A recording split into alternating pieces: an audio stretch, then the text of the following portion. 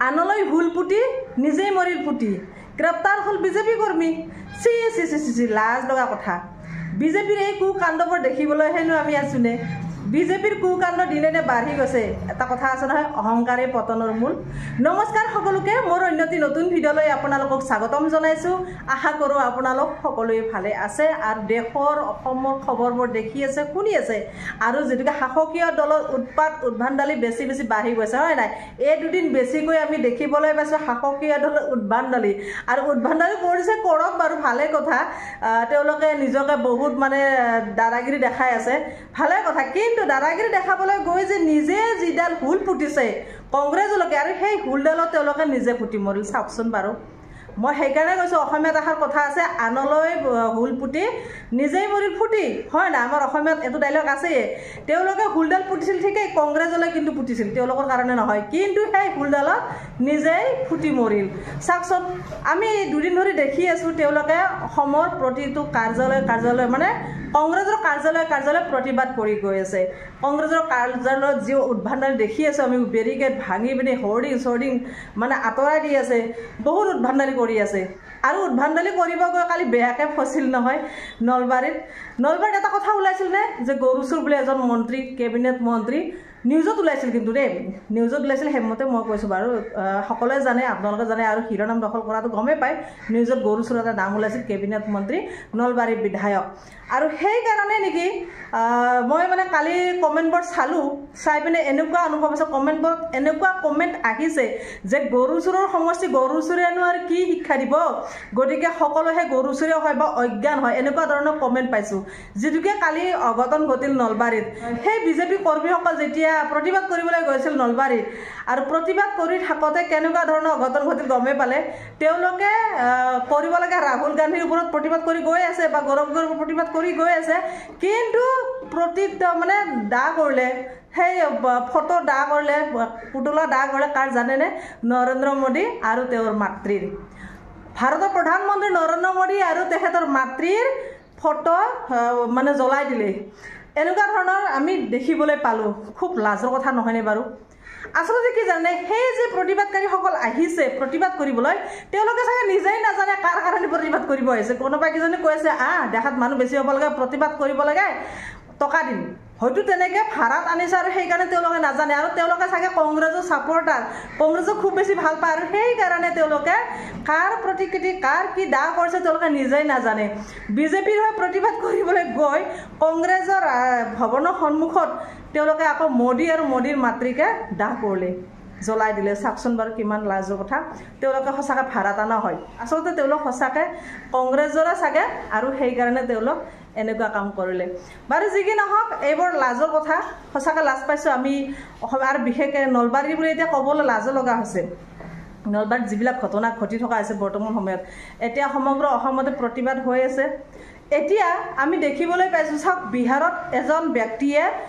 মানে নৰেন্দ্ৰ মোদীক বা নৰেন্দ্ৰ মোদীৰ মাতৃক বেয়াকৈ কোৱা বুলি শুনিছোঁ কিন্তু সেই ব্যক্তিজনক গ্ৰেপ্তাৰো কৰিছে আৰু সেই ব্যক্তিজন কোন জানেনে বিজেপিৰে কৰ্মী বিজেপিৰে সেই প্ৰধানমন্ত্ৰী মাতৃক অপমানসূচক বাক্যৰে অপমান কৰিলে আৰু তেওঁক গ্ৰেপ্তাৰো কৰিলে কিন্তু আজি সমগ্ৰ অসমত জ্বলি আছে কি যে ৰাহুল গান্ধীয়ে বেয়াকৈ কৈছে বোলে আৰু সেইকাৰণে গোটেই সমগ্ৰ অসমতে প্ৰতিবাদ হৈছে বিজেপিৰ আৰু সেই বিজেপিৰ প্ৰতিবাদ কৰিবলৈ গৈ আজি কংগ্ৰেছৰ ভৱনৰ সন্মুখত ৰাজভৱনৰ সন্মুখত আৰু নৰেন্দ্ৰ মোদীৰ মাতৃকে জ্বলাই দিলে চাওকচোন বাৰু এগৰাকী মৃত মাতৃ তেওঁক আজি অপমান কৰিলে বিজেপিৰ কৰ্মীসকলে এই অপমানৰ দায়ী কোন বাৰু আপোনালোকে জানেনে এই অপমান কিয় কৰিবলৈ পালে আজি মুখ্যমন্ত্ৰী ক'ত শুই আছে আজি সেই মন্ত্ৰীসকল ক'ত শুই আছে আজি তেওঁলোকে কিয় ধৰা নাই আমি দেখিবলৈ পাইছোঁ কিছুমান নিউজত বজা নাই আৰু নিউজসকল আচলতে কি জানেনে কাৰোবাৰ পাৰ্মিশ্যনতহে ভিডিঅ'বিলাক দিয়ে কাৰোবাৰ পাৰ্মিশ্যনতহে নিউজবিলাক বজায় যিটো নিউজ বজাবলৈ পাৰ্মিশ্যন দিব ওপৰৰ পৰা সেইটো নিউজে বজাব আৰু এই নিউজটো চাগে বজাবলৈ পাৰ্মিশ্যন দিয়া নাই সেইকাৰণে প্ৰতিটো নিউজত আপোনালোকে চাবলৈ পোৱা নাই বা নাপায়ো কিন্তু কিছুমান নিউজতহে পাইছোঁ আৰু এটা কথা এই যে অহংকাৰে পতনৰ মূল বুলি কয় আচলতে কি জানেনে বিজেপিৰ এতিয়া অহংকাৰ বেছি হৈছে আৰু অহংকাৰ বেছি হোৱাৰ কাৰণে এইবিলাক তেওঁলোকক মানে আগজাননী দিছে পতনৰ মূল যে এইবাৰ যে চকীখন যাব 26ত এইটো চিয়ৰ হৈ পৰিছে ফাইনেল হৈ পৰিছে আৰু সেইকাৰণে এনেকুৱা এটা মানে ঘটনা দেখিবলৈ পাইছোঁ অবাস্তৱ যিবিলাক নঘটিবলগীয়া ঘটনা আমি দেখিবলৈ পাইছোঁ শুনিবলৈ পাইছোঁ আচলতে যোৱাটো এইবাৰ ফাইনেল হৈ পৰিছে এনেকুৱা লাগিছে মোৰ মনত কিন্তু আপোনালোকৰ মনত কি লাগিছে নাজানো মোৰ মনত তেনেকুৱা ভাৱ হৈছে সেইকাৰণে আমি এইবোৰ দেখিবলৈ পাওঁ অহংকাৰে পতনৰ মূল এতিয়া চাওক যোৱাকালি মই এটা নিউজ পালোঁ সাংবাদিকে মানে মুখ্যমন্ত্ৰীক প্ৰশ্ন কৰিছিল নিতুমণি শইকীয়াৰ কথা কিছুমান লৈ পিনে আৰু তেতিয়া মুখ্যমন্ত্ৰীয়ে কৈছে হু ইজ নিতুমণি নিতুমণি কোন নিতুমণিক মই চিনিয়ে নাপাওঁ এজন মুখ্যমন্ত্ৰীয়ে নিতুমণি শইকীয়াক চিনি নাপাওঁ বুলি কৈছে প্ৰতিদিনৰ মুখ্য সাংবাদিক নিতুমণি শইকীয়া আৰু নিতুমণি শইকীয়া এজন প্ৰকৃত অসমীয়া আচলতে এটা কথা কি জানে শৰ্মা মানুহে যাকে তাকে চিনি নাপায় শৰ্মাবিলাকক যে পূজা কৰিবলৈ মাতে পূজাৰীজনে সেই গৃহস্থকে চিনি পায় বাকী মানুহক চিনি নাপায় এতিয়া তেনেকুৱা লাগানে আজি যদি মুখ্যমন্ত্ৰী হয় এজন মুখ্যমন্ত্ৰী হয় যদি আমাৰ অসমৰ প্ৰতিজন অসমীয়াক চিনি নাপায় এগৰাকী শুদ্ধ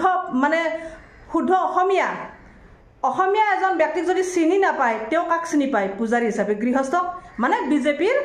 নেতা কৰ্মীসকলকে চিনি পায় বাকী মানুহক চিনি নাপায় তেনেকুৱা লাগিছে মোৰ মনত আপোনালোকে কি ভাবে কমেণ্টত জনাব আজি নিতুমণি শইকীয়াক চিনি নাপায় কিন্তু যেতিয়া নিতুমণি শইকীয়াই তেখেতৰ চেনেলত কাম কৰিছিল তেতিয়া কিন্তু ঠিকেই চিনি পাইছিল আজি নিতুমণি শইকীয়াক চিনি পোৱা যায় কাৰণ তেখেতে প্ৰতিদিনত কাম কৰে আৰু নিতুমণি শইকীয়াৰ বাক বতুতাত তেখেতে উত্তৰ দিব নোৱাৰে নিতুমণি শইকীয়াৰ প্ৰশ্নত তেখেতৰ ঘাম বাহিৰ হৈ যায় মুখ্যমন্ত্ৰীৰ আৰু সেইকাৰণে নিতুমণি শইকীয়াক তেখেতে চিনি নাপাবও দিয়কচোন নোপোৱাৰ এইবিলাক কাৰণ হয় আৰু চিনি নাপাবৰ কথা নাই মুখ্যমন্ত্ৰীয়ে চিনি নাপায় কিন্তু অসমৰ ৰাইজে নিতুমণি শইকীয়া খুব ভালকৈ চিনি পায় শ্ৰদ্ধা কৰে সন্মান কৰে আমিও বহুত বেছি ভাল পাওঁ নিতুমণি শইকীয়া আৰু নিতুমণি শইকীয়াৰ নিচিনা একোজন ব্যক্তিৰ প্ৰয়োজন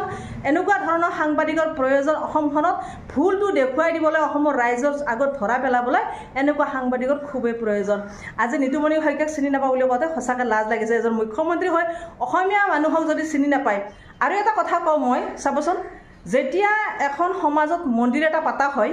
মন্দিৰটো কোনে পাতে জানেনে কোনে বনায় সেই জাতি জনগোষ্ঠী সেই এৰিয়াৰ মানুহখিনি লগ লাগিহে সেই মন্দিৰটো সজায় মন্দিৰটো বনায় কিন্তু মন্দিৰটোত পূজা কৰিবলৈ পূজাৰীজন কিন্তু বেলেগৰ পৰা অনা হয় আৰু সেই পূজাৰীজনে কি কৰে সেই থলুৱা মানুহখিনিৰ পৰাহে দান দক্ষিণা লৈ পিনে চলি থাকে হয়নে নহয় গতিকে অসমখন আমাৰ অসমীয়াৰ প্ৰতিগৰাকী অসমীয়াৰ আৰু অসমখন চলাবলৈ কাক দিছে এজন ব্ৰাহ্মণ ব্যক্তিক আৰু সেই ব্ৰাহ্মণ ব্যক্তিজনে অসমখন আজি ধুনীয়াকৈ চলাই আছে আজি অসমীয়া মানুহৰ মাজত কেনেকুৱা ধৰণৰ অশান্তি আহি আছে চাওকচোন অশান্তি হৈ আছে আজি এজন অসমীয়া এজন ব্যক্তিক নিতুমণি শইকীয়াক ইমান প্ৰতিভাশালী ইমান প্ৰভাৱশালী এজন ব্যক্তিক চিনি নাপাওঁ বুলি কৈছে সঁচাকৈ দুখৰ কথা লাজৰ কথা মই কোৱা কথাটো কিমান দূৰ সত্য আপোনালোকে কমেণ্টত জনাব